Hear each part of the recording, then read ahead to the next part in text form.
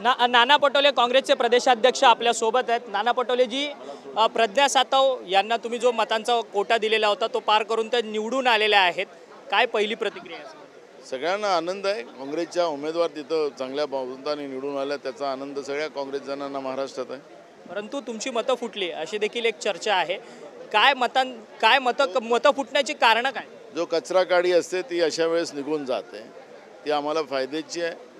जो कोणी बेईमान असेल त्याला योग्य धडा शिकवला जाईल, त्याला आम्ही ट्रेस केलेला आहे आणि आता त्याच्यावर कारवाई करायची। 5 ते 8 मतं फुटली, सातत्याने वारंवार ही दुसरी घटना आहे। झालं म्हणून ते पहिल्या याच्यात सुटले होते, आता सापडलेत, ऐन निवडणुकीच्या काळात सापडलेत, त्यांचा कार्यक्रम होणार। परंतु ही मतं फुटणार हे तुम्हाला माहित होतं? कालच्या बैठकीमध्ये ह्या कडक पूर्व सूचना का करण्यात आल्या नाही जेणेकरून ही मतं सिक्युअर राहिली? काँग्रेस पक्ष हा लोकशाहीचा आहे, कोणा तानाशाहचा नाही आहे।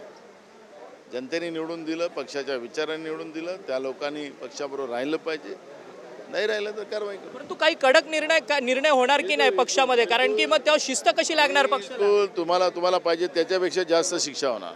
खरं तर आपण पाहिलं की जी मतं फुटली आहेत त्यांच्यावर शिक्षा होणार असं म्हटलं जातं आहे। आपल्यासोबत जितेंद्र आव्हाड आहेत, जे राष्ट्रवादी काँग्रेस शरदचंद्र पवार पक्षाचे नेते आहेत, आमदार आहेत। जितेंद्र आव्हाड जी, महाविकास आघाडीमधली 3 उमेदवार तुम्ही दिलेले होते, एका उमेदवारांचा जयंत पाटलांचा पराभव झालेला आहे, तुमच्या पक्षाकडनं त्यांना पाठिंबा देण्यात आलेला होता, परंतु ती अतिरिक्त मतं ती जुळवू शकलेली नाही। ठीक आहे ना, नाही झालं, त्यांच्याकडे आधीच मतं कमी होती, जुळवणी करता येईल असं वाटत होतं, नाही जुळलं, ठीक आहे। अजित पवारांकडे टोटल 42 आमदार होते, अर्थात 40 त्यांच्या पक्षाचे आणि 2 अपक्ष आमदारांचा असा 42, परंतु अजित पवारांनी जवळपास 46 मतं पूर्ण करून अधिकची मतं घेतलेली आहेत। त्यामुळे काँग्रेसची मतं अजित पवारांनी फोडली असं म्हणतात, अजित पवारांनी स्वतः घेतली म्हणतात। असेल काय माहीत नाही मला,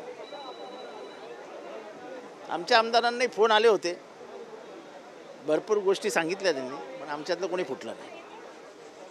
अजित पवारांनी संपर्क साधलेला तुमच्याशी? माझ्याशी कोणीच बोलत नाही। तुमच्या आमदारांशी संपर्क साधलेला, मग ते आमदार कोण? त्या आमदारांची नावं कशाला जाणून घ्यायची? आमच्या पक्षात सगळ्यांना माहिती कोणाला कोणाला संपर्क साधलेला, काय काय ऑफर दिलेली, हे सगळं ऑफरचं राजकारण आहे। मग हे ऑफरचं राजकारण काँग्रेसच्या आमदारांना सुद्धा दिलेलं? सगळ्यांना दिलेलं। या राजकीय ऑफर्स म्हणजे काय असतात नक्की नेमके? म्हणजे आता ऑफर्स अशा येतात, 5 कोटी रुपये, 100 कोटीचा फंड। आता तो फंड कुठे खिशातनं द्यायचा आहे? सरकारचाच पैसा आहे। सरकारच्या पैशातून ही संपूर्ण निवडणूक खेळली गेली? अर्थात याला कारणीभूत कोण? कारणीभूत कोण म्हणजे ते स्वतः सक्षम आहेत। कोण सक्षम आहेत? तुम्ही ज्यांच्याबद्दल विचारतात ते सक्षम आहेत। मग काँग्रेसच्या आमदारांना देखील, जे फुटलेले आमदार असतील त्यांना सुद्धा माणूस फुटूच शकत नाही ना, त्याच्याशिवाय माणूस फुटूच शकत नाही। आता ह्या आमदारांच्या मतदारसंघामध्ये उद्या कामं सुरू झाली की समजायचं की आमदारांनी निधी घेतला। निधी आणि पैशासाठी स्वतःचं स्वत्व विकणं हे मला तरी काही योग्य वाटत नाही। पूर्वी वाटत नव्हतं, आजही वाटत नाही, उद्याही वाटणार नाही। परंतु तुम्ही एक काँग्रेसचे विचारांचे कार्यकर्ते तुम्ही नेहमी राहिलात, तुम्ही पूर्वी देखील काँग्रेसच्या युथ काँग्रेसमध्ये तुम्ही काम केलं आहे। सातत्याने अशी काँग्रेसची आमदारांची मतं फुटणं ही वैचारिक दृष्टीने तुम्हाला योग्य वाटतं? मला अजिबात योग्य वाटत नाही। मागच्या वर्षी जेव्हा फुटली तेव्हाच जर कारवाई केली असती तर आज हिंमत झाली नसती। आपण काही केलं तरी काही बिघडत नाही, कोण काय वाकडं करणार आहे अशी जेव्हा एक मानसिकता तयार होते तेव्हा फुटायला भीती वाटत नाही। हे राज्यातले काँग्रेसचे नेते या संदर्भात सक्षम नाही आहे का, ज्या पद्धतीने त्यांना ट्रीट केलं पाहिजे? नाही, हे नाही मी म्हणू शकत, पण मी आज त्यांना स्पष्टपणाने बोललो आहे की उद्या 24 तासाच्या आत कारवाई करा। एक महाराष्ट्रालाही गद्दार कोण हे समजू द्या, म्हणजे अस्तीन काय ते म्हणतात, अस्तीन का साप कौन है हे बघा।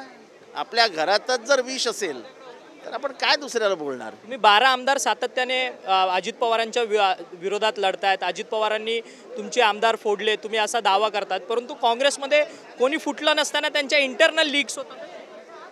ठीक आहे ना, आता पैसा खुदा तो नहीं लेकिन खुदा से कम भी नहीं।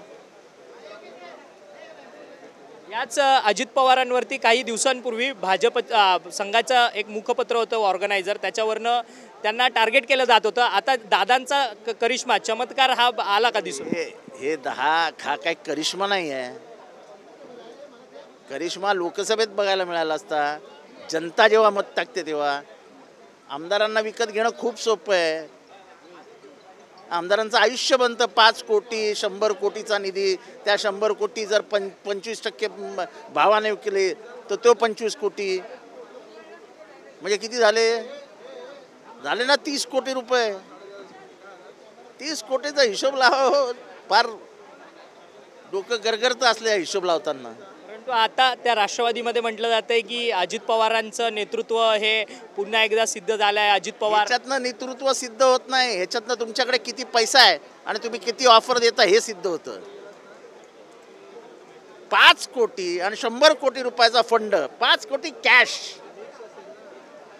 5 कोटी कॅश हातात दिल्यावरती तुम्हाला काय वाटतं? चांगल्यांचं वर खाली होईल. परंतु सातत्याने महाविकास आघाडीसोबत असणार देखील घटक पक्षांची मतं फुटली गेली असं म्हणतात. त्यांना देखील अशाच पद्धतीने गाळायला लावले. पण अजून कोणाची मतं फुटली? महाविकास आघाडीमध्ये ते 3च पक्ष आहेत. का आम्ही शिवसेना, घटक पक्ष सपा असेल, इतर विनोद निकोल, त्यांच्या सपा आणि ह्यांच्याबद्दल मला काही कल्पना नाही. ते 3 मेजर पक्ष होते. त्या मेजर पक्षामध्ये काँग्रेसची दगाबाजी झाली. पण जे काही झालं आणि ज्यांनी कोणी केलंय त्यांचं करिअर संपलं. परंतु ज्या पद्धतीने सगळ्या अपक्ष जे छोटे छोटे पक्ष होते त्या छोट्या पक्षांच्या प्रमुखांना घेऊन महायुतीचे महत्त्वाचे नेते बैठक घेत होते, त्यांच्या सगळ्या विकास कामांबाबत चर्चा करत होते. असं आहे की कारण की वंचित बहुजन जे बहुजन विकास आघाडीचे प्रमुख आहेत, विकास विकास विकास विकासासाठी जर तुम्ही येणार असाल तर मग एकनाथ शिंदेंबरोबर जाऊन बसा ना. अजित पवारांच्या मागे जा. मग कशाला आपण लढायचं विचारधारेसाठी? सगळंच जर पैशावर होणार असेल तर कसली आली विचारधारा? कसला आला पुरोगामी महाराष्ट्र? कसले आले शाहू फुले आंबेडकर? असं नसतं. धन्यवाद, तुम्ही आमच्याशी थेट बातचीत केली या संदर्भात. जितेंद्र आव्हाड जे राष्ट्रवादी काँग्रेस शरदचंद्र पवार पक्षाचे आमदार आणि नेते आहेत, त्यांनी कडाडून टीका जी आहे ती महाविकास आघाडीमधल्याच फुटलेल्या आमदारांवरती केलेली आहे. जर पैसाच महत्त्वाचा असेल तर विचारधारा आणि एकनिष्ठता याला काहीच महत्त्व नाही. त्यामुळे काँग्रेस पक्षाकडनं जे आमदार फुटलेले आमदार आहेत त्यांनी स्वतः काँग्रेसने त्यांच्यावरती स्वतःहून 24 तासांमध्ये कारवाई करावी असं मत जे आहे ते जितेंद्र आव्हाड यांनी काँग्रेसच्या नेत्यांना देखील सांगितलेलं असल्याचं त्यांनी आपल्याला स्वतः बोलताना सांगितलेलं आहे. व्हिडिओ जर्नलिस्ट योगेश गुरवसह अक्षय मंकणी, TV9 मराठी, मुंबई.